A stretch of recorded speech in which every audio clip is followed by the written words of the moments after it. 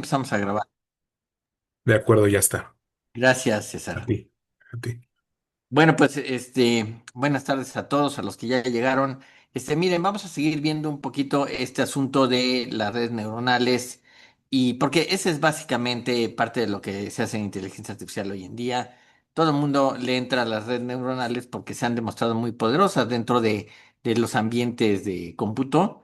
Y les cuento, cuando se creó el perceptrón y se pensó que era una nueva opción. Llegó Minsky, ya lo habíamos dicho, y Marvin Minsky, pues era una persona con mucha influencia dentro del mundo del cómputo, pues era uno de los padres de la inteligencia artificial, y escribió un libro en el 69 donde dice que el perceptrón no va a ningún lado porque no puede hacer la operación XOR. Y después, incluso Marvin Minsky sugiere que se podría hacer a través de una capa oculta, pero dice, pero no sabe bien cómo se puede hacer la idea. O sea, la idea la tiene, pero no sabe cómo llevarla a cabo. Y se ha acusado, eso retrasó 15 años probablemente las redes neuronales, y se ha acusado a Marvin Minsky de que por su influencia, bien que mal, la gente dejó de entrarle a ese tema de las redes neuronales porque se esperaba, si Minsky decía que no funcionaba, pues no iba a funcionar. Pero 15 años después, otros investigadores, creo que en Noruega, empezaron a trabajar con redes neuronales, resolvieron el problema del XOR con una capa oculta y entonces cambió toda la historia y empezó a moverse el asunto, ¿no? Esta época, estos 15 años, les llamaron el invierno de la inteligencia artificial, en una de esas alegorías muy sacada, muy jalada de los pelos, porque la verdad, pues así es la ciencia. De pronto hay modas que funcionan y otras que no funcionan, que se dejan a un lado y después se retoman y ya. Pero bueno, siempre, y de hecho Minsky, hubo tantas críticas para él y para Paper por haber escrito ese libro de Perceptrones, que después en otra edición de ese mismo libro sacó un capítulo donde él explica por qué pensaba lo que pensaba y que no había ninguna mala fe ni quería desacreditar a los creadores del Perceptron o al creador del Perceptron, que por cierto había sido compañero de él en la secundaria o preparatoria, una cosa así, ¿no? Así que no creo que Minsky lo hubiera hecho de mala fe, pero bueno, así quedó en la historia. Y bueno, pues ese es parte del asunto, ¿no? Bueno, entonces, lo que quiero mostrarles es, bueno, vimos la vez pasada que les mandé el código de un algoritmo que puede revisar, les mandé los enlaces, que puede revisar si alguien ha escrito un número manuscrito y la red neuronal puede saber de qué número se trata. Eso se podía hacer antes, no necesariamente con una red neuronal, sino imaginen que tengo yo una matriz de 28 por 28 píxeles y pongo un número, pero obviamente imaginen números escritos por una máquina, es decir, números escritos con tipografía. Eso no necesitaríamos mucha red neuronal. Podríamos escribir cualquiera de los 10 números que tenemos, del 0 al 9, y ver qué píxeles se prenden y cuáles no. Y podríamos hacer, para evitar si el número está en el centrado o si está eh, yendo más a la izquierda o a la derecha, podríamos saber en un momento dado sin necesidad de hacer una red neuronal, ¿no? Pero para números que se escriben a mano resulta muy útil y demás. Y esa misma técnica se utiliza también para reconocer letras y demás, ¿no? Y de hecho, algunos OCR, el Optical Character Recognition, estos sistemas que permiten leer un documento y pasarlo a texto, funcionan más o menos con estas ideas, ¿no? Hoy en día hacen cosas formidables. Por ejemplo, le puse a ChatGPT un examen de cálculo de una chava de químicas y que está escrito a mano y le tomé una foto, se lo mandé a ChatGPT, lo tradujo a modo texto y le dije, califícame el examen y lo calificó. Me dijo, sí, esta ecuación está bien, esto está bien, aquí el procedimiento falla, en fin, es increíble lo que se puede hacer con las redes y con los LLMs, los Large Language Model que ahora están tan de moda, ¿no? Y que hacen un montón de cosas. Pero aquí lo que les quiero mostrar un poco es la idea de, este, déjenme ver dónde lo tengo.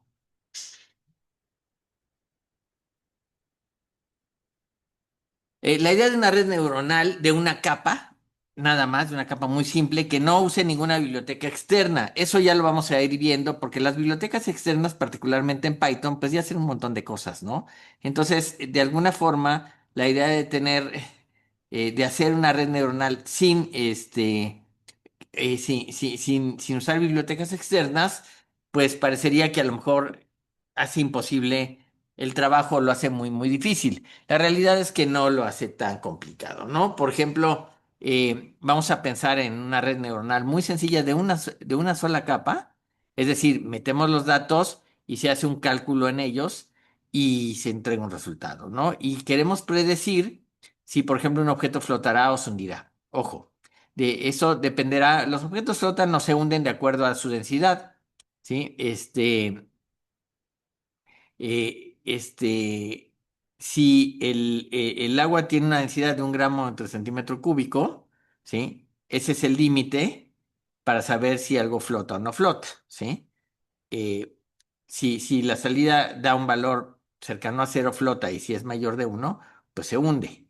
Entonces, bueno, vamos a usar para eso el modelo de un perceptrón de una sola neurona, pero ojo, que quede claro que esto es un modelo muy sencillito y que además es un modelo supervisado. ¿Qué quiere decir eso? Que nosotros sabemos qué resultado es el que queremos encontrar. Y entonces, eso se dice que es aprendizaje supervisado. O sea, nosotros ya sabemos cuál debería ser nuestra salida en un momento dado. Y si no, y si por ejemplo encontramos un valor y el valor está alejado de nuestro resultado, vemos cuál es el error que se ha encontrado. Ahorita se los voy a poner, ¿no? Imaginen, por ejemplo, esto lo saqué de Gemini, y imaginen que tengo una sola neurona con una sola entrada, ¿ok? Y la red, entonces, acuérdense que cada entrada tiene un valor y tiene un peso y tiene un sesgo, ¿sí? Entonces, pues es una ecuación lineal, ¿no? Es x igual a mx más b, por ejemplo, ¿no? Donde m, pues sería el peso, x es el valor de la entrada de la neurona y el sesgo es el valor que permite acercarnos o alejarnos a los datos de manera correcta. El sesgo es, pues es una influencia que le metemos, es ruido que le metemos para favorecer y que sea más fácil o más rápido de pronto encontrar un valor porque sabemos hacia dónde queremos ir, ¿no? Si, por ejemplo, este, para poner un ejemplo muy sencillo, bueno, pues si yo soy aficionado al fútbol, bueno, pues a lo mejor estoy sesgado a ir muy seguido al sur porque está el Estadio Azteca por el sur, ¿no? Ese es un sesgo, ¿no? Cuando hay una influencia que me obliga a hacer algo, ¿no? Entonces, bueno, vamos a hacerlo en Python, es muy sencillo, ¿sí? Y déjenme que les comparto la pantalla para que vayan viendo de lo que estoy hablando. Creo que es este. Ok, sí, ok, aquí deben estar viendo la pantalla. Dejen que minimizo esto. Ok, entonces, bueno, la idea es la siguiente. Tengo un objeto, la densidad de un objeto y queremos saber si flota o no flota. Si tengo el valor uno se hunde, si es cero flota. Esta es la densidad del agua, que es 1 gramo entre centímetro cúbico, y usamos un modelo de una sola neurona que solamente tiene una entrada. Entonces paso el valor a la entrada y lo voy a multiplicar por su peso y le voy a sumar el sesgo. Entonces, bueno. Ahora, ¿qué datos tengo? Bueno, fíjense, tengo estos datos.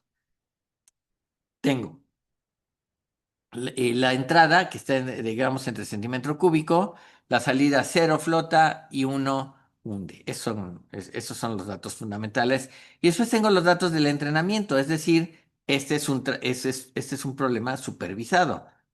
Para la madera tenemos 0,2 de densidad, ¿sí? Y eso quiere decir que da cero y flota. 0,6 da cero y flota. 0,9 da cero y flota.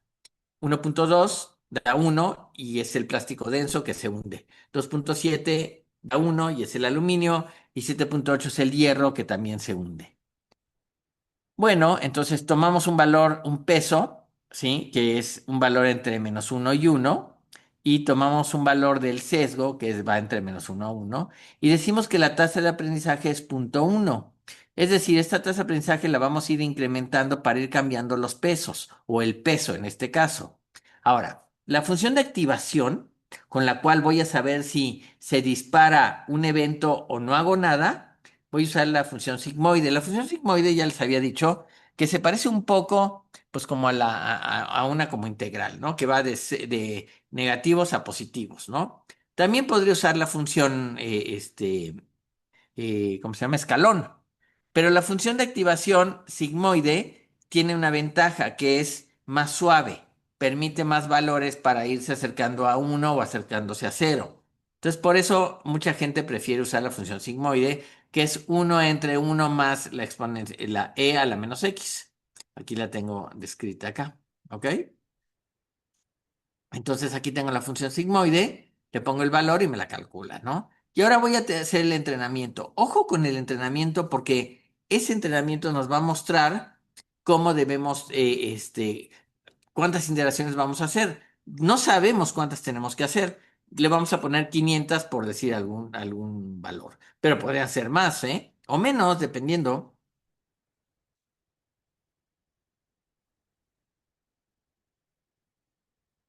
Bueno, muy bien. Entonces, perdón, es que estaba tomando agua. Bueno, entonces voy a hacer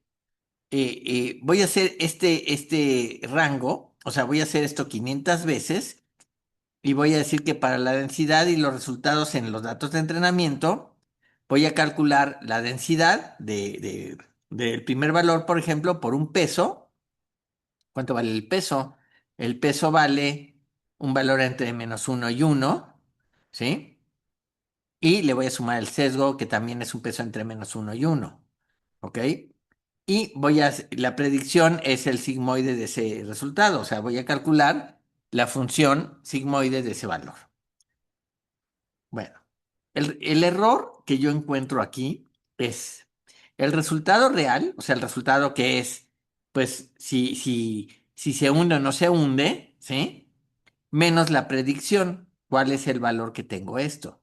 Entonces, ahí, si no hay error, esto va a valer cero. Si hay error, va a valer un valor real, que puede ser positivo o negativo. Y ahora está todo el secreto de la red neuronal, que es ajustar estos parámetros con lo que se llama una propagación hacia atrás simple backpropagation, que es regresar los valores. La derivada de la sigmoide ayuda a un ajuste más suave. Esto es, el ajuste es el error por la predicción, por uno menos la predicción. Este es el ajuste que voy a hacer, ¿sí? Voy a tomar este valor que lo tengo que calcular y voy a decir que el nuevo peso va a ser la tasa de aprendizaje por el ajuste por la densidad. Y el nuevo sesgo va a ser la tasa de aprendizaje por el ajuste. Y vuelvo a repetir todo este valor de la densidad y vuelvo a hacer esto, ¿ok? Y entonces, lo que voy a encontrar, bueno, vamos a ver qué está pasando. Bueno, la neurona, básicamente, o sea, el perceptrón, lo que quiere hacer es encontrar una línea divisoria. En este caso, busca un punto exacto donde la densidad cambia el resultado de 0 a 1. O se hunde o no se hunde. ¿Ok? Y bueno, al principio la red puede fallar. Quizás puede decir que el hierro flota. El error generado empuja el peso W y el sesgo hasta la ecuación densidad por W más B de un número muy negativo para valores menores a 1 y un número muy positivo para valores mayores a 1. Es decir, si yo aquí encontré un error, ajusto el parámetro para hacerlo más grande o más chico de acuerdo hacia dónde se ha ido el error. ¿Ok? Y ahora, y podemos generalizar esto, aunque solo le dimos 6 ejemplos que se entiende cuáles son los resultados que debe entregar. Aquí los pueden ver, aquí están los 6 resultados que puede entregar, ¿sí? Yo los voy probando y entonces, voy a probar para cada objeto, ¿sí? Los valores y voy a ver si se hunde. Si la P, que es el valor del sigmoide de la función que acabo de usar, si la P es mayor de 0,5, digo que se hunde. Si es mayor de 0,5, se hunde. Si no, flota. ¿Ok? Y bueno, aquí pongo el resultado. Esto es todo lo que realmente hace una red neuronal, ¿ok? Esto es todo lo que hace.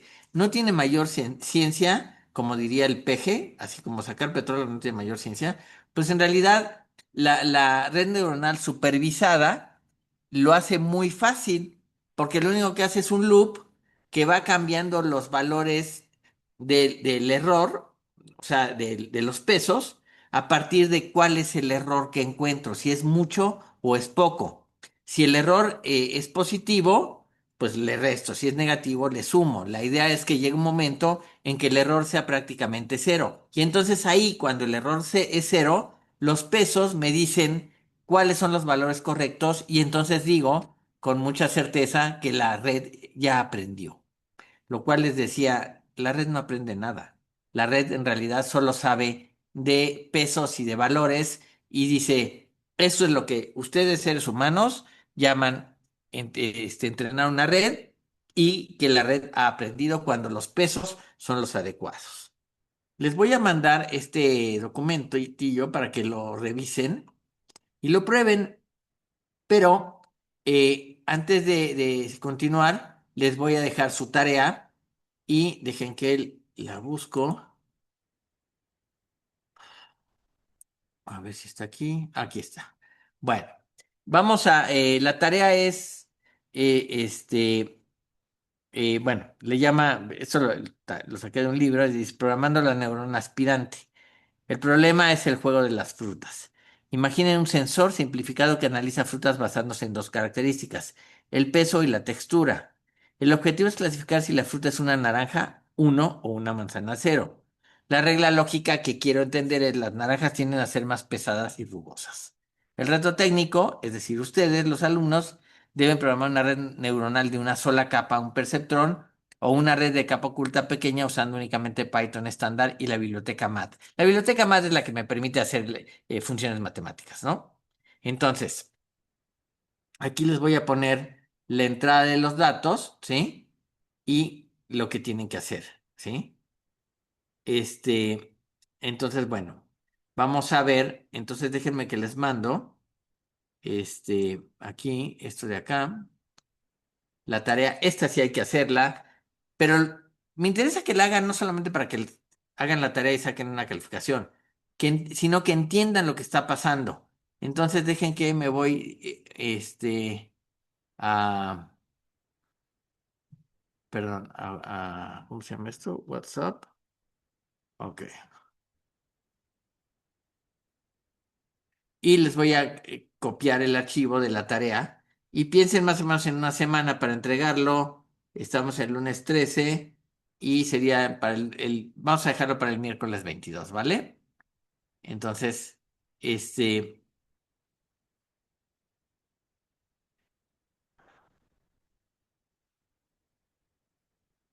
ok, no, ese no es.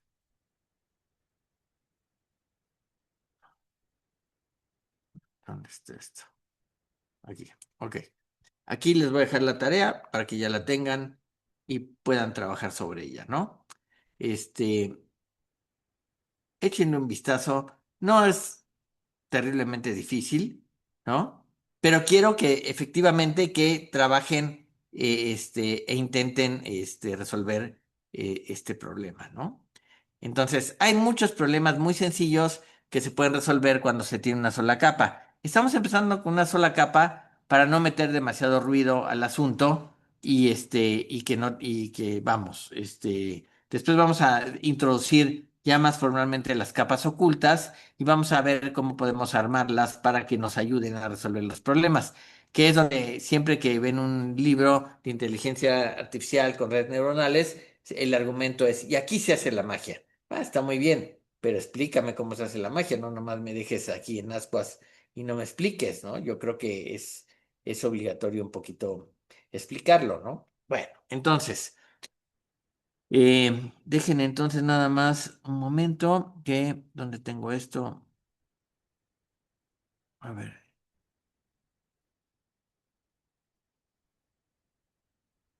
a ver, ok.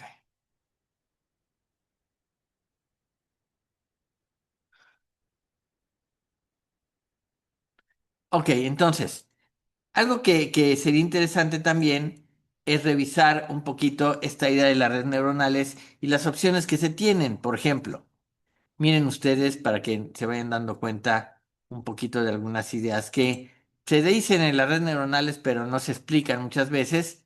Este, y bueno. La inteligencia artificial, sí, normalmente hoy en día se basa en el aprendizaje de máquinas y eso tiene algunas consecuencias porque se usaron las redes neuronales que se inventaron en los años 50, ¿ok? Y eso nos ha llevado a un montón de tipos de redes neuronales que resuelven ciertos tipos de problemas hasta llegar a lo que se llama aprendizaje profundo. Pero de nuevo, estos etiquetas de aprendizaje profundo, aprendizaje supervisado, todo eso, son meramente etiquetas para describir algunas cosas, ¿no? Por ejemplo, el aprendizaje profundo es un término que indica un enfoque muy particular de diseño, particularmente para probar y entrenar una red neuronal, ¿ok? El desarrollo del aprendizaje profundo se hizo posible gracias a ciertas mejoras en la tecnología, en el hardware, como los GPUs, que son pequeños procesadores diseñados para procesar imágenes en las tarjetas NVIDIA. El problema del aprendizaje profundo es que se requiere mucha galleta, ¿no? Una tarjeta de gráficas de NVIDIA no creo que cueste menos de $2,000, la más pequeña, ¿no? Hay de todos los precios y Nvidia, pues son los envidiosos porque no nos regalan su tecnología, ¿no? La venden y la venden cara, ¿no? Venden cara su alma al diablo, pero bueno. Entonces, lo que sí me interesa es que veamos, por ejemplo, ¿qué estamos diciendo cuando decimos los tipos de aprendizaje de máquina? ¿Cuáles son estos algoritmos? Y entonces voy a hacer un resumen básicamente de ello, ¿no? El primero es los algoritmos de aprendizaje supervisado, ¿no? Bueno, en el aprendizaje supervisado, ¿sí? Yo tengo una clara idea de cuál es el resultado correcto. Hay muchas formas que hacemos en el mundo real de algoritmos de aprendizaje supervisado. Por ejemplo, si estamos sumando o estamos enseñándole a sumar a un niño, ¿no? Obviamente, si el niño se equivoca, yo sé la respuesta correcta y yo superviso. Entonces, si yo estoy haciendo una red neuronal supervisada para hacer sumas, ¿sí? Yo sé algunos resultados. Entonces, cuando el resultado no da, tengo un error en el resultado, calculo cuál es el error y modifico los pesos para poder volver a intentarlo. Básicamente es lo que se hace en las redes supervisadas. En el mundo real, a cada rato usamos redes neuronales supervisadas sin saber que estamos usando una red neuronal, ¿no? Cuando, por ejemplo, si alguien, sabemos que si alguien se pasa un alto en la calle, sí, pues es un error que puede acarrearle una multa o peor tantito, puede causar un accidente, ¿no? Sabemos que ahí hay un error y cuando estamos enseñando a alguien a manejar, le enseñamos que no te puedes pasar los altos indiscriminadamente, ¿no? Eso es análisis supervisado, eso es aprendizaje supervisado, ¿no? Y no te puede salir este, de este asunto, ¿no? Pero también hay un aprendizaje no supervisado, ¿sí? Entonces, cuando se tiene un análisis no supervisado, ¿sí? No, yo no sé necesariamente si los resultados son los correctos. Es decir, yo no voy a valorar si el resultado de la red neuronal es correcto o no. En un problema muy particular, el que ustedes quieran, ¿sí? Supongamos que el sistema les da un resultado que está muy por encima del esperado. Por ejemplo, imaginen que tienen un sistema para vender algo, quizás autos o comida o lo que ustedes quieran, y de pronto, pues ocurre que su sistema, su red neuronal dice, ah, pues mi comida vale o mi auto vale 7 veces lo que vale en cualquier otro lado, ¿sí? Bueno, obviamente ese resultado yo lo puedo tomar como, pues es lo que dice la red neuronal. El problema es que nadie me va a comprar lo que esté vendiendo por 7 veces su valor, ¿sí? Entonces lo que va a terminar pasando es que de muchas experiencias que el sistema tenga, que vea que no se vende nada cuando el precio es muy alto, entonces entenderá eventualmente a través otra vez de los pesos que poniendo pesos muy altos no significa que va a vender más, al contrario, puede ser que venda menos, pero todo dependerá. Por ejemplo, si hablamos de autos, ¿sí? A lo mejor un Audi podemos ponerlo en un precio, pero un Mercedes-Benz debe ser más caro porque es un coche más que tiene más categoría o que tiene más fama de ser mejor, ¿no? Entonces, bueno, de la cantidad de datos que tenga disponibles, empiezo a sopesar y precisamente a cambiar los pesos para saber cuál es, pero no puedo saber a priori cuál de esos resultados es el correcto, ¿ok? Bueno, ahora, también hay algo que es muy interesante que no lo he visto tanto como yo hubiera esperado, son los algoritmos de aprendizaje reforzado. Entonces, en este caso, el sistema de la red neuronal interactúa de alguna manera con el medio ambiente, es decir, con los datos de entrada, que llega a ciertos resultados y si los resultados son muy adecuados, se obtiene una recompensa, ¿sí? Si los resultados están lejos de lo que esperaba, se obtiene un castigo, ¿sí? El comportamiento y desempeño de un sistema se determina por una rutina que se basa precisamente en eso, en pues, recompensas y castigos. Cuando la computadora aprende, por ejemplo, a ganar en una partida de ajedrez o a manejar un auto o alguna cosa así, los esfuerzos de concentrar, bueno, gracias a los esfuerzos de concentrarse en una tarea, se obtiene una recompensa. En otras palabras, el sistema aprende a jugar o lo que sea, mejora su desempeño y eso lo va guardando como resultado de los resultados anteriores previamente que encontró como correctos. Yo esperaría que los algoritmos de aprendizaje de reforzado fueran más populares, sin embargo, no los he visto tantos, ¿sí? Bueno. Pero eso se aplica a una función que yo uso, es decir, una función que me da una recompensa o me da un castigo, que es un poco lo que hacemos también en el mundo real, ¿no? Si le estamos enseñando a un grupo de alumnos inteligencia artificial, ¿sí? Y vienen a la clase, pues yo les mando una paleta virtual y el que no viene no recibe su paleta virtual, ¿sí? Recibe un castigo. Tampoco recibe mucho el que recibe una recompensa virtual porque no la ve.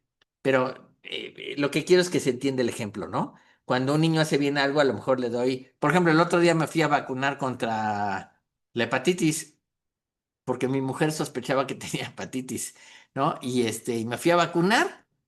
Al final no tenía hepatitis, pero bueno, me vacuné y la enfermera o doctora que me atendió, lo que sea, me dio una cartilla de vacunación para que yo lleve control de las vacunas que me están poniendo y me dio una paleta que estaba muy buena todo esto, ¿sí? Entonces es una recompensa por portarme bien y por dejarme inyectar, ¿no?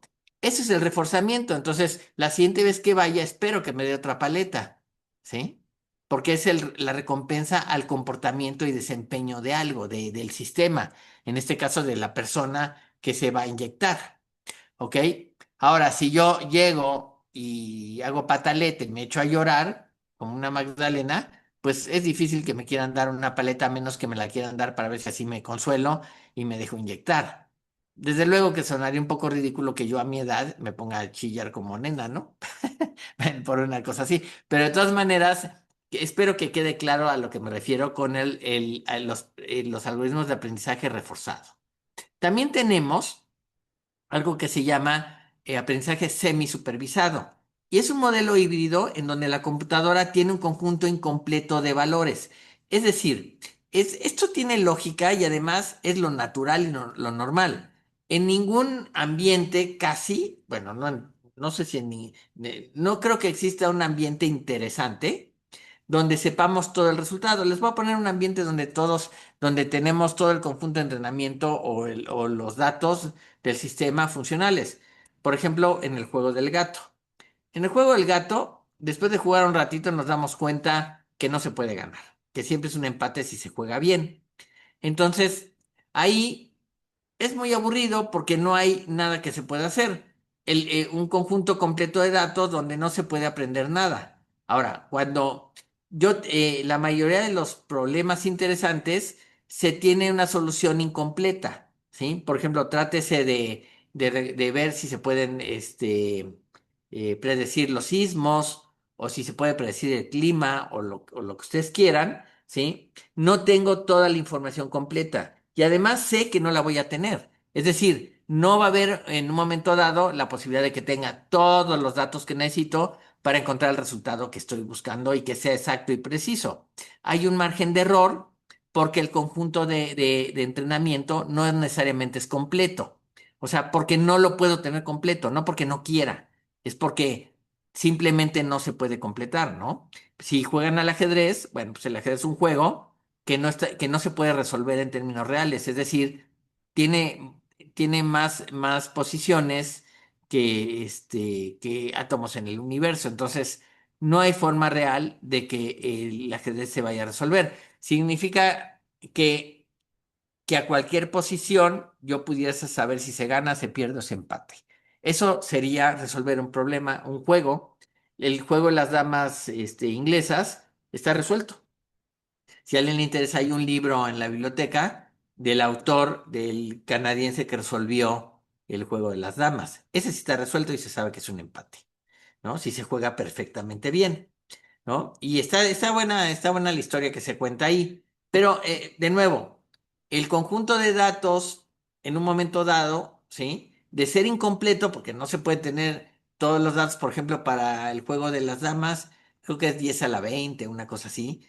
Pero bueno, se pudo manejar. Pero el del ajedrez crece hasta 10 a la 110 o una cosa así, y es inmanejable. Realmente es inmanejable. Y el juego del Go, peor tantito, ¿no? Pero eso no quiere decir que no se pueda analizar desde otro tema. Y eso es lo que básicamente hacen los sistemas semisupervisados. Lo que hacen es, tienen un conjunto de datos incompletos, ¿sí? Y se sabe por el sistema supervisado, o sea, por el aprendizaje supervisado, cuáles son los resultados correctos de alguno de ese conjunto de datos. Mientras otros resultados que no se conocen, digamos que son aprendizaje no supervisado, es decir, dan un valor y asumo que ese valor puede ser el correcto, pero no estoy seguro, ¿sí? Entonces, en el fondo, el objetivo es siempre el mismo, identificar las reglas que resuelven un problema y la función o las estructuras de datos que son útiles para lograr ciertas metas. Eso es lo que se llama un sistema híbrido o semisupervisado. Y hay otros tipos de enfoques en lenguaje en aprendizaje de máquinas y hay subcategorías, ¿no? Por ejemplo, hay enfoques para los modelos de aprendizaje profundo que veremos en algún momento, el cual son, por ejemplo, es un árbol de decisiones que se base en gráficas, ¿no? O sea, para predecir un resultado, nos movemos a través de ciertas ramas de un árbol que armamos y tenemos ciertas entradas y tomamos ciertas decisiones, ¿no? Otros ejemplos que podemos hacer de sistemas prácticos para enfocar el aprendizaje de máquinas es lo que se llama clustering. Clustering es un modelo matemático que permite agrupar los datos, la información, los objetos, de acuerdo a cierta similaridad, ¿no? Por ejemplo, a lo mejor han oído hablar de un clúster de máquinas, ¿sí? Bueno, un clúster, pues eso son muchas máquinas conectadas entre sí y todas comparten la misma arquitectura, todas tienen procesador, todas tienen memoria, etcétera, ¿sí? Entonces, en aprendizaje de máquinas existe algo que se llama clustering, que es un modelo matemático que permite agrupar la información y los datos de acuerdo a su similitud. Y también hay otras subcategorías que son métodos probabilísticos, los cuales se basan en un proceso de aprendizaje sobre el cálculo de probabilidades. El más popular, por mucho, es el que funciona a través del teorema de Bayes. El teorema de Bayes es un modelo probabilístico que representa ciertas variables y sus dependencias condicionales. Por ejemplo, una dependencia condicional sería, a ver, si va a llover, entonces, si hay un porcentaje importante de que vaya a llover, entonces yo me llevo el paraguas. Pero, ¿cuál es la probabilidad de que vaya a llover y que yo saque mi paraguas? ¿Sí? Ahí ya hay dos probabilidades. Una es, pues a lo mejor no tengo paraguas, a lo mejor no lo tengo cerca, a lo mejor me da flojera buscarlo. Sí, pero aparte yo sé que puede llover, entonces, ¿a qué le doy más peso? ¿Cuál es la condicionante de uno hacia el otro para tomar una decisión, ¿no? Y y las redes neuronales que funcionan a través del teorema de Bayes también son muy interesantes porque miren, los seres humanos, como por ejemplo los médicos, utilizan mucho el teorema de Bayes para encontrar correlaciones. Por ejemplo, si uno va al médico porque se siente mal, ¿no? Entonces, por ejemplo, o en mi caso, ¿no? Voy al hospital porque quiero que me vacunen. Y entonces, pues me preguntan, ¿y por qué quieres vacunarte? ¿No? Ah, porque lo que pasa es que mi esposa parece que tiene hepatitis y no me quiero contagiar. Entonces ahí hay una dependencia condicional. Yo no me iría ponerme una vacuna si no tuviese el problema de que a lo mejor mi mujer tiene hepatitis, ¿no? Que la hepatitis básicamente es una inflamación del hígado, ¿eh? O sea, hay hepatitis que se llama, bueno, que puede ser por virus, pero por ejemplo en el caso de mi mujer era una hepatitis medicamentosa. Se inflamó el hígado por medicamentos que se tomó por alguna razón y que le causaron algún problema en el hígado y entonces se inflamó. Y entonces tiene una hepatitis medicamentosa, pero no es la hepatitis que imaginamos que te pones amarillo y esas cosas, ¿no? De hecho, a mí me hacía gracia porque me decía, yo creo que tengo hepatitis y decía, pero ya no sé si saben, pero cuando uno tiene hepatitis por virus, uno va al baño y hace pipí con Coca-Cola, ¿no? Y mi mujer nada de eso, ¿no? Yo decía, pues, ¿dónde está? O sea, fuimos a sacar sus estudios y su orina la primera orina en la mañana y normal. Y digo, ¿dónde está tu hepatitis, hija? O sea, no veo claro, ¿no? Pero bueno, esas son básicamente algunas de las, este, de las cosas que pueden pasar. Los médicos utilizan mucho estas cuestiones probabilísticas, ¿no? Por ejemplo, es muy probable que tú tengas una gripa si estás estornudando, tienes los ojos llorosos, te duele la cabeza, te sientes mormado. Es muy probable que tú estés enfermo de una gripa, pero no necesariamente tienes eso, ¿no? Y muchos casos de la medicina de pronto los médicos sospechan en algo porque consideran que los síntomas son de cierta enfermedad, pero a veces puede ser de otra enfermedad y no nos damos cuenta, ¿sí? Entonces ahí sí empieza algunas dificultades. Déjenme que tomo más agua y seguimos. Un segundo.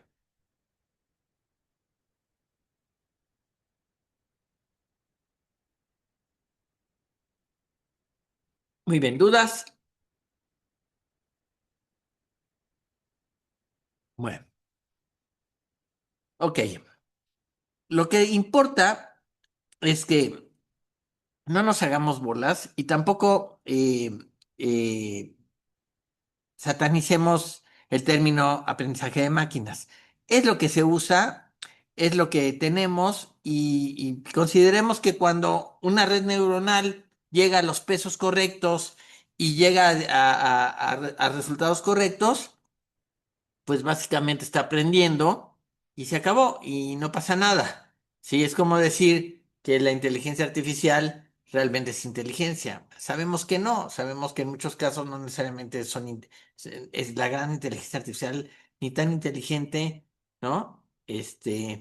Pero bueno, se usa y resuelve algunos problemas y eso es importante, ¿no?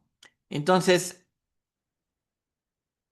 es interesante que, pues si vamos a hablar de inteligencia artificial y de redes neuronales, usemos pues, las expresiones que se usan, ¿no? Si algunos que ustedes habrán tomado o vayan a tomar en algún momento dado la clase de proceso digital de imágenes conmigo, les diré en algún momento que en una imagen donde tienen, que tienen, no sé, la imagen tiene ruido, es decir, está movida o tiene manchas que no deberían aparecer o cosas así. A esos errores de la imagen les llamamos artefactos, ¿sí? Y entonces, lo que sí les puedo decir es que si ustedes están en un ambiente de proceso digital de imágenes, bueno, pues evidentemente, cuando encuentran una imagen que tiene algún error por la razón que sea, dicen esa imagen tiene artefactos, es lo que se dice. y nos puede gustar o no, les puede parecer muy pedante, pero así es como se dice y así se habla, ¿sí? Entonces, bueno, ahora. ¿En dónde se usa todos este tipo de aprendizajes? Hoy en día la inteligencia artificial y básicamente las redes neuronales, que es lo que casi todo el mundo está haciendo, o sea, la inteligencia artificial de lógica simbólica, los sistemas expertos, todo eso pasó a la historia. Nadie lo usa, todo es obsoleto. Y la investigación hoy en día tiene un montón de posibilidades. Por ejemplo, existe uno de los campos interesantes es la traducción de documentos, de textos, ¿no? Y hace 40 años, más o menos, se trabajaba ya en eso y había anécdotas, ¿no? Los científicos rusos se les había ocurrido en las primeras computadoras hacer un sistema que tradujera del ruso al inglés o algo así, ¿no? Y para probar sus resultados pusieron una frase de la Biblia que decía, la carne es débil, el espíritu es fuerte, una estupidez así que sacaron de la Biblia, ¿no? Por ahí algo así habían puesto. Y y la máquina tradujo como, la carne está podrida y no sé qué más, ¿no? O sea, la traducción era bastante mala, yo diría que infame, ¿no? Pero obviamente la traducción, la gente pensó de manera muy simplista que la traducción significaba simplemente pongo una palabra, la traduzco, pongo la siguiente, la traduzco, ¿no? Y se olvidaban los contextos, se olvidaban muchas cosas y no funcionaba. De hecho, les voy a decir, yo en el 88 hice la maestría en inteligencia artificial y uno de los profesores me decía que hacer un resumen de una nota periodística era en términos reales imposible, porque una nota tenía que tener un contexto. Es una nota de fútbol, es una nota de deporte, es una nota de política, es una nota de nota roja, ¿no? Y a partir de ahí, pues de acuerdo al contexto, podíamos decir o podíamos pensar que, por ejemplo, si fuese de nota roja, pues la parte importante es que hubo un crimen o hubo algo ilegal, que es de lo cual se fundamenta la nota roja, ¿no? Y si fuese política, a lo mejor, bueno, cuáles son las declaraciones de alguien importante en la política, ¿no? Si es de ciencia, bueno, ¿de qué diablo estamos hablando? Si es de deportes, igual. Y me acuerdo que decía, es imposible, literalmente, hacer un resumen. Pues tan imposible es que Notebook LM de Google le das un documento de varias páginas y te lo resume en segundos, ¿no? Entonces, bueno, eh, este, el caso de los traductores es muy interesante y les cuento mi experiencia particular. Hay un sistema que se llama DeepL y DeepL es un sistema para hacer traducción de un idioma a otro idioma. Y yo tengo un librito de ajedrez que quería traducir y mandarlo a editoriales especializadas en Estados Unidos o en Inglaterra, donde fuera, para ver si me lo publicaban. Pero yo decía, tengo que traducirlo al inglés porque no lo puedo mandar en español, no lo van a, ni lo van a querer leer. Entonces, tengo dos opciones. Una es traducirlo a mano, ¿sí? Y tardarme un par de meses, o usar DeepL. Y entonces, para poder usar DeepL con mi documento que tenía 200 páginas, tuve que pagar 200 pesos para usar el sistema un mes. Y tenía margen para hacer más traducciones, ¿no? No solamente la de las 200 páginas de mi libro. Se lo mandé en como un punto doc X y me lo tradujo en 5 minutos. Y la traducción es estupenda. Yo la estuve revisando, la revisé completa y la verdad no encontré graves errores. Encontré uno que otro errorcito que a mí no me gustó, pero es increíble que en 5 minutos me resolvió un problema que a mí me hubiera llevado un par de meses hacerlo. Y si no lo hubiera querido hacer yo, hubiera tenido que contratar a un traductor que lo hubiera hecho por mí y me hubiera cobrado no 200 pesos, me hubiera cobrado más seguramente, ¿no? Entonces, ahí se ve claramente que los sistemas de aprendizaje hoy en día hacen muchísimas más cosas, ¿sí? Y lo que se ve es impresionante, ¿no? Porque si nosotros vemos, por ejemplo, lo que se está haciendo en aprendizaje de máquina para, por ejemplo, entender las proteínas y demás, bueno, pues el ganador del premio Nobel de física es el que es pues el CEO de DeepMind por el programa que hicieron, que lo hizo un grupo, desde luego, de esa empresa que es de Google, en donde se desdoblan las proteínas y entonces se encuentran nuevas posibles proteínas y demás, ¿no? Todo eso es fundamental. Ahora, sí me gustaría que vieran también un poquito, este, eh, cuando estuvimos viendo los algoritmos, evolutivos, también cumplen un poquito con esta idea de la retroalimentación, ¿sí? Es decir, en los algoritmos evolutivos, lo que hacemos es ponemos nuestra información en términos de genes y lo que hacemos es el proceso genético de combinar los genes, agregarles una mutación y después aplicar una función de aptitud. En este caso se parece un poco a la función de activación. La función de aptitud tiene como que reminiscencia sobre la función de activación de una red neuronal. La función de aptitud nos dice qué tan bueno pues es un cromosoma, ¿no? Que tiene muchos genes. La función de aptitud en el algoritmo genético. Pero en lo que se refiere a las redes neuronales, no es una función de aptitud, es una función que nos dice en un momento dado si paso un umbral, disparo el evento y hago más cosas o me quedo callado. Es lo único que hace. De alguna manera, estoy haciendo que esta función de aptitud, que no se llama así, ¿no? La pueda yo manejar. Aquí nada más déjenme acordarme cómo se le llama. En lugar de función de aptitud, le llamamos, este, a ver, ¿dónde estaba?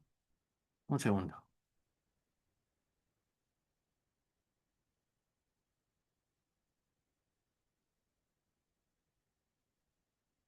No, no se llama función de aptitud, se llama de otra manera.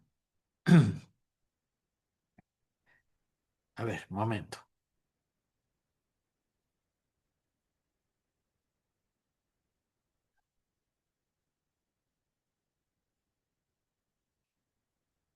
Ah, la función de activación. ¿Ok? Le llamamos la función de activación, que es, de nuevo, ¿no?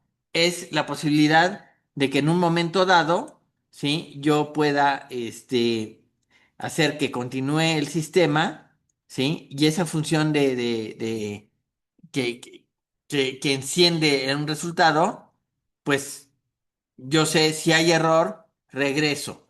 Como en los algoritmos de evolutivos, también, si no he encontrado la solución a la que busco, que es una especie como de un algoritmo supervisado, porque yo quiero encontrar la mejor función posible de aptitud, ¿sí? Entonces, bueno, si no encuentro la mejor, encuentro la que más se parezca, la más cercana, de acuerdo a la cantidad de veces que lo haga, ¿sí? Y eso es lo que básicamente hacemos todos en el mundo real y que bueno, que la computadora lo hace muy rápido porque pues finalmente está operando, así está haciendo matemáticas muy sencillas, ¿no? Que utiliza una función que la verdad no es la gran cosa, ¿no? Que suena muy complicada la sigmoide, pero en realidad es una tontería, puede ser la función escalón, o hay muchas funciones que se pueden usar, ¿no?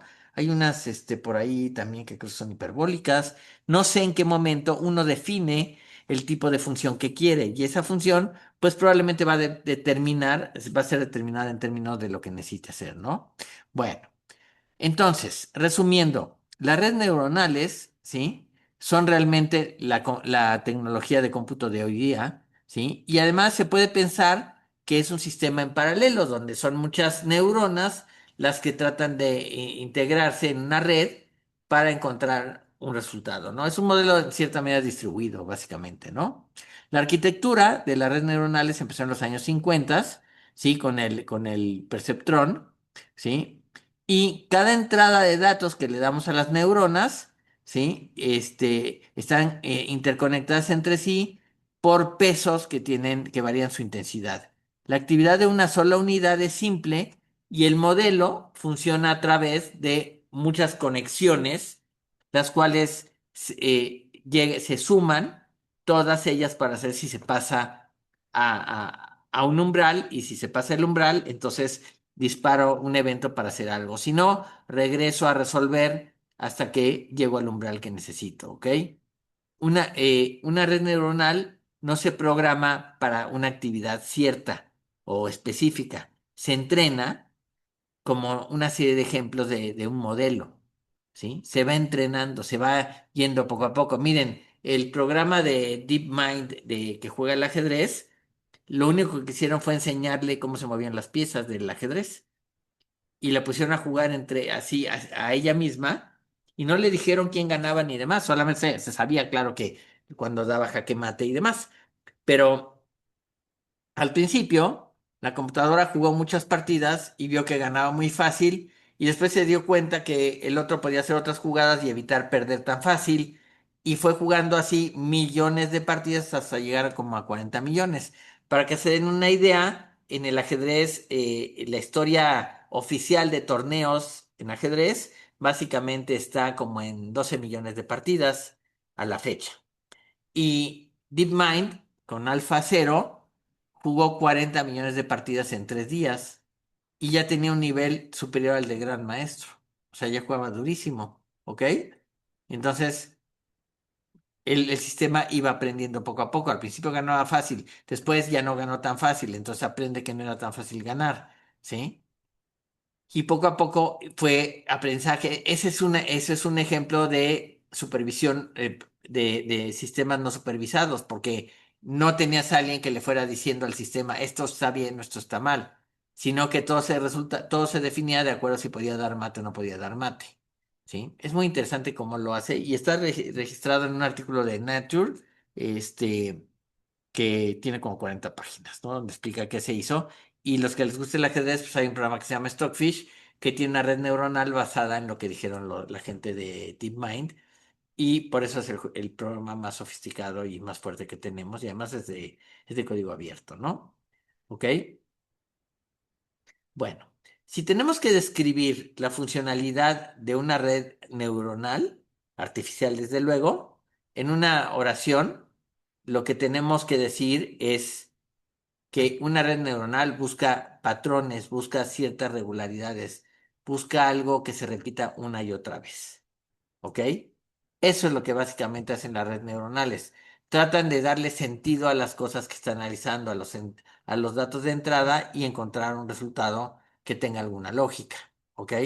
Las redes neuronales pueden analizar, por ejemplo, comentarios en un website, o sea, en un sitio web, y buscar palabras significativas de tópicos que me interesen. De hecho, eso es lo que hace Gmail. Cuando salió Gmail, la gente que hizo Gmail, o sea, Google, cuando hizo Gmail, se le ocurrió una manera muy simpática de promover su red, o sea, su sistema de correo, y lo que hizo fue, se hizo por invitación. Tú querías tener acceso a Gmail, necesitabas que alguien te invitara. Entonces los primeros, pues tenían algunas invitaciones. Cuando invitabas a alguien a que se uniera a Gmail, te daban un par de invitaciones para que le dieras a tus amigos. Y esa sensación de que estabas haciendo algo que era como elitista, como que no todo el mundo tenía derecho a entrar a Gmail, hizo que de pronto todo el mundo estuviese en Gmail, ¿no? Entonces, este, ese fue un gran truco, ¿no? Para resolver el problema de cómo hacemos popular nuestro sistema de correo, como Outlook o como Hotmail, ¿sí? Bueno, lo hicieron como disque elitista, que no era nada de elitista, pero ¿qué hace Gmail? Gmail te dice, cuando entras al sistema, Gmail lee tus correos. Pero leer entre comillas, porque no los lee. Lo único que hace es busca palabras claves, ¿sí? Para saber de qué estás hablando. ¿Han oído hablar de los filtros, contra el spam? ¿Alguien ha oído hablar de eso? ¿Quién me contesta al respecto? ¿Alguien por ahí que me diga? Alan, ¿has visto los filtros anti-spam? ¿Estás ahí, Alan? No me contesta. A ver, Mayra, ¿estás ahí? ¿No tienes micrófono? Sí. ¿Por qué nadie me contesta? Estoy hablando solo. A ver, Randall, ¿estás ahí? Sí, A ver, dime, ¿tú has visto, has escuchado los filtros, los filtros anti-spam? sí, me imagino que es la red o la inteligencia que los pone como spam. Sí, ¿y cómo saben que son spam? A lo que entiendo es igual como por medio de entrenamiento detectan palabras claves. Así como si Por ganó un sorteo o tal cosa. Te lo clasifican como spam por esas palabras. Ok, entonces, ¿cómo evitas que un filtro anti-spam te bloquee tu mensaje spam? ¿Has visto cómo se hace? No, la verdad no. Ah, pues es muy fácil. Lo que haces es, tú pones tu anuncio spam, ¿no? De que le vendes algo a la gente, lo que sea, y después pones un texto largo que tiene un sinfín de palabras que ni siquiera dice nada importante, pero que no te está anunciando nada.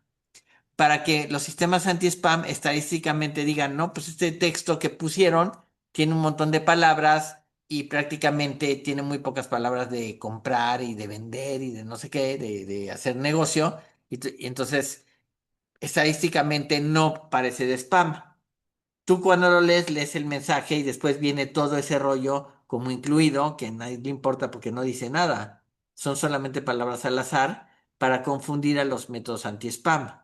¿Sí?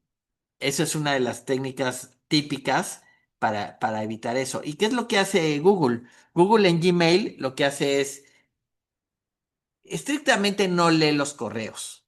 Estrictamente lo que hace es los revisa con un programa de computadora y saca palabras claves. Por ejemplo, es probable que en mis correos de Gmail tenga yo conversaciones con otros ajedrecistas y hable de ajedrez. Entonces, cuando Gmail ve mis correos, seguramente toma nota que a mí me gusta el ajedrez y probablemente yo reciba anuncios por los diferentes canales de Google sobre ajedrez, sobre venta de ajedrezes, libros de ajedrezes, todo lo que tenga que ver con el juego, ¿no?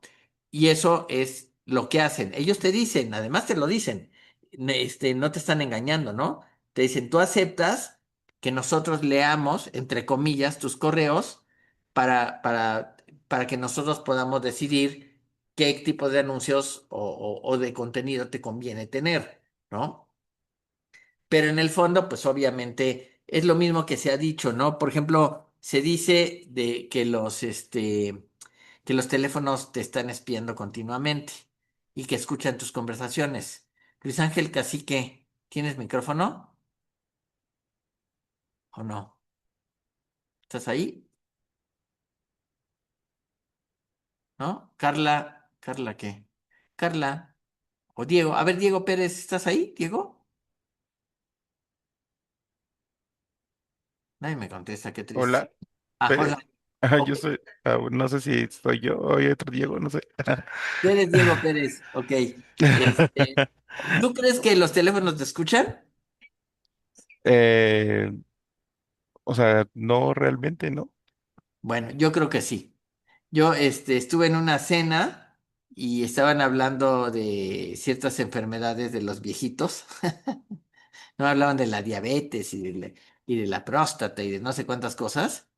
Y sorpresivamente, más tarde en mi teléfono, en Facebook, yo tenía anuncios sobre medicinas contra el crecimiento de próstata o por la prediabetes, me mandaban suplementos y no sé qué.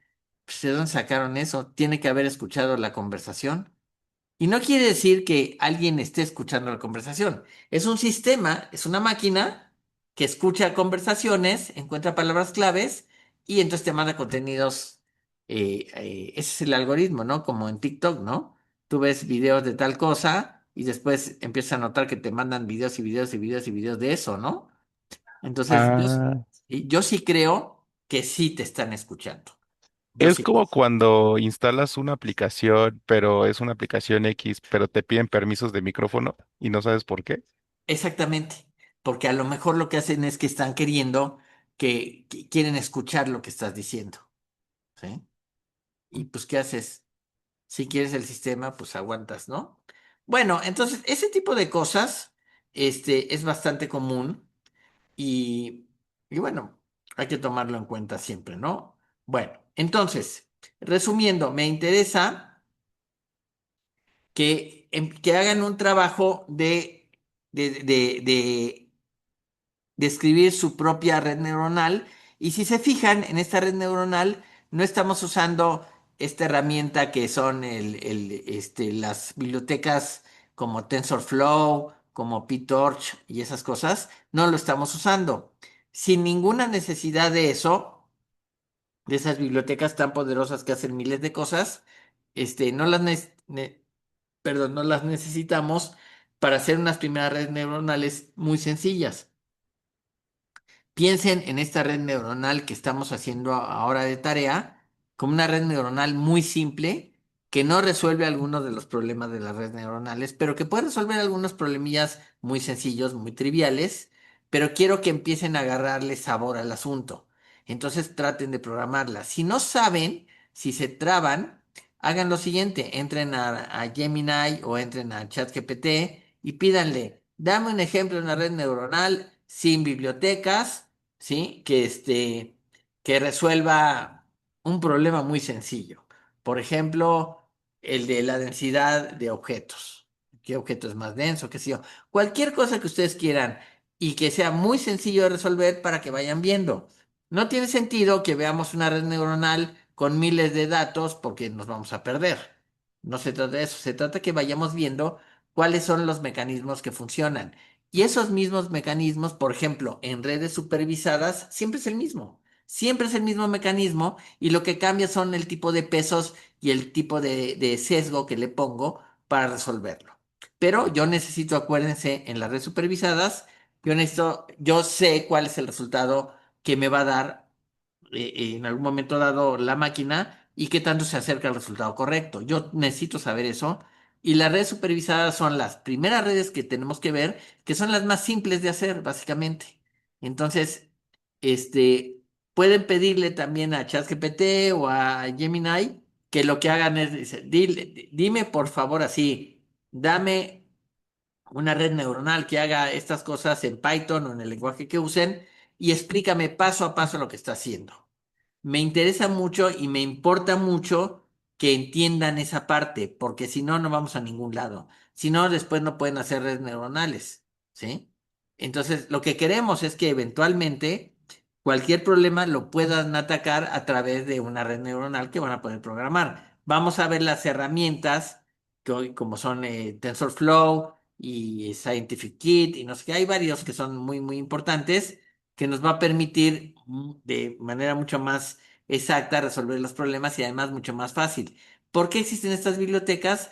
Porque las redes neuronales es un modelo y el modelo se basa en ciertas cosas que se repiten continuamente, entonces lo podemos aplicar en muchísimos problemas. La razón de que esto sea funcional lo podemos ver claramente cuando vemos los sistemas cómo funcionan. ¿Cuántas redes neuronales hay en el mercado que hacen la tarea, no? ¿Sí? Ojo, las redes neuronales resuelven problemas que tienen una respuesta, que no son al azar. Por ejemplo, como anécdota les puedo contar que hace muchos años, mucho antes de que las redes neuronales se volvieran populares, yo fui, no sé por qué razón, todavía no me acuerdo, pero fui a Pemex, a la torre Pemex, y me prestaron un sistema que era una red neuronal, y me prestaron el software, y me lo llevé a mi casa y lo instalé y lo estaban usando para predecir el comportamiento del consumo de gasolina en el país. Y bueno, la realidad es que no era mucha magia darse cuenta que el consumo de gasolina iba a aumentar pues, con los años o con los meses, ¿no? Eventualmente cada año se consume más gasolina, eso tiene, pues es una lógica elemental, ¿no? Bueno, el caso es que yo de pronto dije, bueno, pues yo le pongo los datos de los años pasados del consumo de gasolina y voy a ver la tendencia, voy a ver qué dice la red. Y la red neuronal me decía que efectivamente que la cantidad de gasolina se iba a incrementar con los años. Hasta me hice una grafiquita muy bonita Y entonces se me ocurrió decir, bueno, ¿y qué tal que le pongo los números del melate? No me dirá cuál es la ecuación o cuáles son los números correctos para ganar el melate.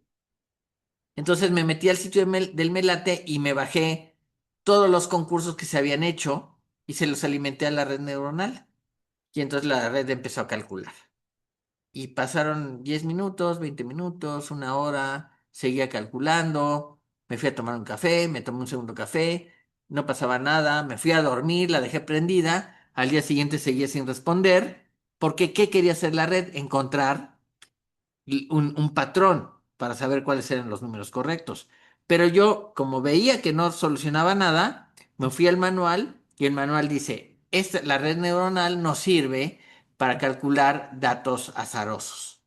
Y lo que probé con esa red neuronal es que efectivamente no puede darme un resultado de cuáles son los números que van a salir porque hay un efecto del azar.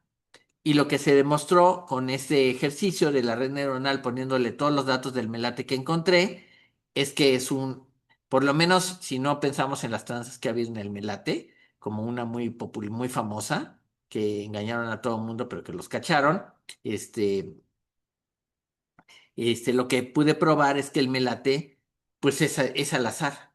Entonces no hay forma de encontrar un resultado, un patrón para ganar, ¿no? Cuando es legal, ¿no? Eso es lo que se sabe, ¿no? Igual, por ejemplo, se sabe que en Las Vegas, la ruleta, ¿sí? Está bien ajustada, o sea, está bien nivelada para que si está desnivelada va a dar números más cercanos a cierta región que a otra estadísticamente. Una ruleta bien ajustada debe ser totalmente al azar. Y si ustedes van a Las Vegas, sabrán que cada media hora cambian al tipo que echa la bolita en la ruleta, porque el ser humano siempre hace las mismas cosas repetitivamente. Entonces, si tira siempre la bolita con la misma velocidad, es más probable que salgan ciertos números unos más que otros. Por eso cada media hora cambian de croupier, así se llama el señor que echa la bolita, ¿no? ¿Sí? Para que cambie para que el sesgo cambie, ¿sí? Básicamente, ¿sí? Entonces, ahí también se nota que lo que quieren hacer en Las Vegas no es hacer trampa, al contrario, lo que quieren es que sea lo más legal posible y lo más justo en la medida de la estadística y de la probabilidad, porque ellos tienen una ventaja competitiva. El cero y el doble cero, muchas veces que está en las ruletas, no es ni rojo ni negro, no es color, no es par ni es par, es decir, es un porcentaje que le puede dar ventaja a la casa. ¿Sí? Entonces a los casinos en Las Vegas no les interesa cargar los dados o que la ruleta que esté cargada a algún esquema, no les interesa, lo que les interesa es que eso no ocurra, ¿no? Porque que sea totalmente al azar. Bueno, traducción. En las redes neuronales, ¿sí? Lo que tenemos son sistemas que buscan regularidades, que buscan patrones, ¿no? Y se hace a través de un conjunto de neuronas o de conexiones entre esas neuronas que tienen pesos específicos. A eso le llaman eficiencia sináptica, pero es un nombre nada más. Y al contrario de un modelo humano, el modelo artificial puede tener pesos positivos y negativos. Pero es un modelo, y ojo, ya se los había dicho, los modelos no son la realidad. Los modelos son eso, modelos que se parecen a la realidad y que se pueden acercar mucho, pero ese acercamiento es sobre el resultado y no sobre cómo se hacen las cosas. Otra vez regreso al problema del ajedrez. Los programas de ajedrez no juegan como los seres humanos, pero juegan mejor que nosotros. No tienen que jugar como seres humanos para jugar mejor. Juegan de otra manera. El modelo con el que juegan es diferente, pero el resultado es el correcto. Juegan mejor que nosotros. ¿Ok? Bueno, lo que hacemos entonces es tenemos un conjunto de neuronas conectadas unas con otras con ciertos pesos y después tenemos un agente que suma todas esas entradas con sus pesos y produce una combinación lineal de estas entradas.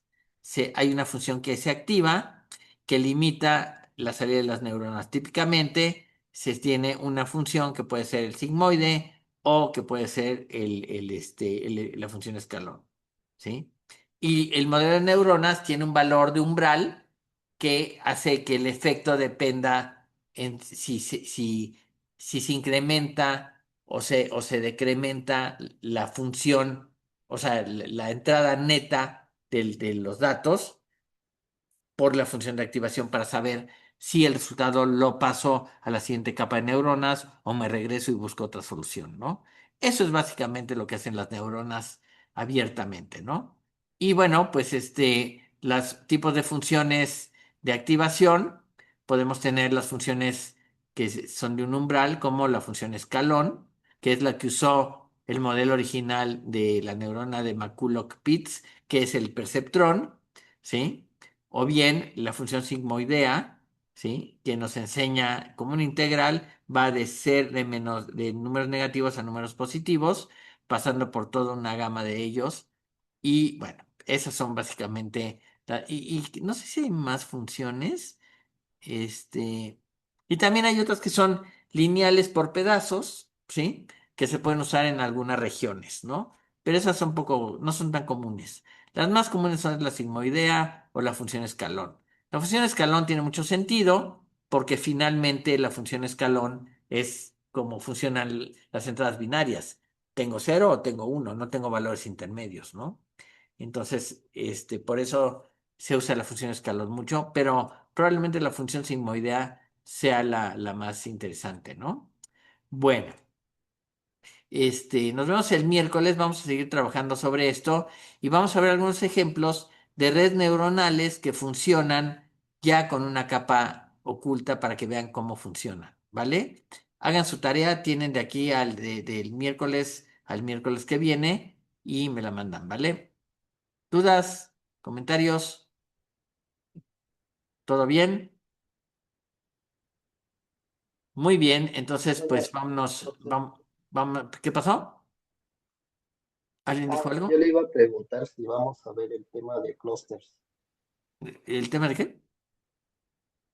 De clúster. ¿De clusters? Sí, en principio vamos a ver, vamos a tratar de ver todos los sistemas más interesantes, pero sí necesito que se vuelvan como que adquieran la experiencia mínima necesaria para empezar a hacer sus propias redes neuronales, ¿no? Y trabajar con ellas. Sí, podemos ver eso, desde luego, ¿no? Vamos a tratar de abarcar lo más posible en todo este asunto para trabajar. Ahora, a los que iban a hacer el servicio social, bueno, si todavía tienen interés, escríbanle a la brevedad a la gente de becas, ya tienen por ahí el correo en el chat, y